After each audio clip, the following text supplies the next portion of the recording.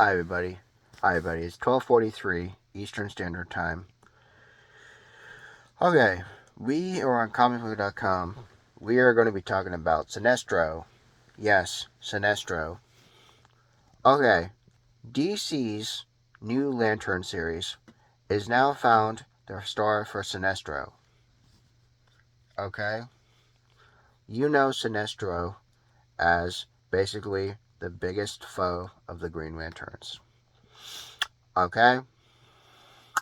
DC begins production as the most anticipated Supergirl Women of Tomorrow. Yes, another project next year. Again, but now there's somebody who has been found who is going to take on the role of Sinestro. Who is going to be Sinestro? You want to know who Sinestro is? I'll tell you. The cast so far has Kyle Chandler as Hal Jordan, Aaron Pierre as John Stewart, and we have a bunch of other names I can't really say. But then we also have the greatest villain of all, Sinestro. Sinestro holds the power of being a former Green Lantern turned bad. Again, Sinestro is heralded as one of the greatest lanterns before being changed by tyrannical method by his rookie partner, Hal Jordan. This would send Sinestro on a journey where he harnessed his power to fear and become the master of the Yellow Ring. He then created an entire corps centered around fear. He held his own power battery. He later clashed many times with Green Lanterns, and Sinestro has pushed Jordan and the rest of the Corps to the absolute limits unmultiple times. So having him in the mix shows many shakes on tenfold. So now we know there is a host of popular projects. So this guy who now supposedly is now playing now for Sinestro. Alright, we don't know. We just know there's now a guy who's going to be playing Sinestro. Okay. The Lanterns is not going to happen until next year, 2026. No word yet. We don't know. We just know that Green Lantern is going to have a live action series sometime in 2026. So, what do you think is going to happen in 2026? Do you think the Lantern series is going to be good? Let us know. And again, while we're at it, we might as well talk about Peacemaker and Superman. Okay, why is DC Studios about to have a great year for 2025? Well, we're about to tell you. This was from New Year's Eve of last year. In 2025, DC Studios now performs with critical reception. TV shows, box office, again, we want to try to fix it. So 2025 is an important year for DC Studios and DC Comics, the past, the present, and the future. So what does DC Studios have in plan for 2025?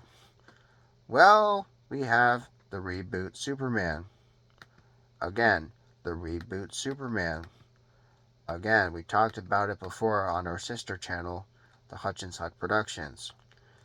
I talked about it a lot on Hutchins Hut Productions, so if you're not subscribed on Hutchins Hut Productions, I suggest you go subscribe. Also, not only do we have the Superman reboot, we also get the second season of Peacemaker. Peacemaker had a really interesting first season back in 2022. It is the first Suicide Squad spin-off centered on John Cena, basically written and directed by Gunn. Yes, Peacemaker Season 1 scores about 93% on critics on Rotten Tomatoes and has an 89% fan score. The second season is well positioned to further push DC in a bigger direction and spearheaded by, again, the same sector.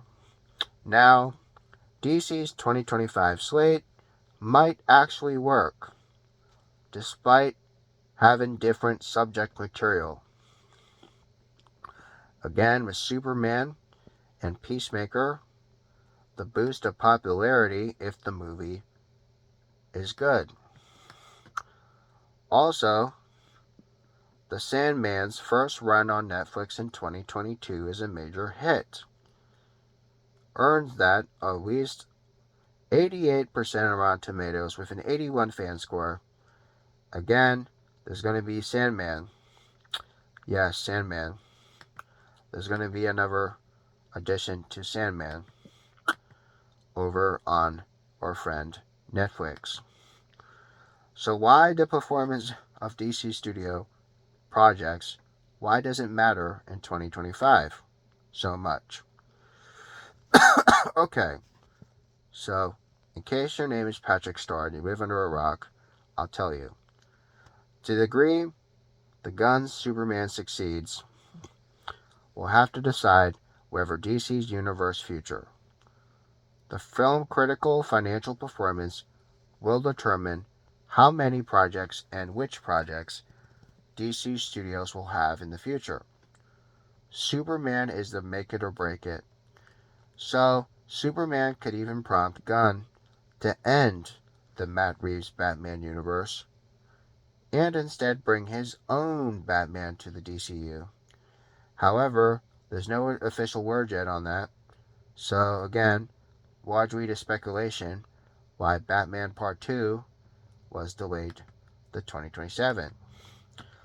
Superman's success might also insight us to how Supergirl goes in 2026. Again, we're going to have a star. Again, Billy Alcock. She's the new Supergirl. And again, we have other people in that movie as well. The stake on DC Studios cannot be higher in 2025. If time will tell whether James Gunn and company will be able to have the challenge to restore the faith in the universe. Let us know. Do you think DC Studios is going to do good in 2025? Let us know.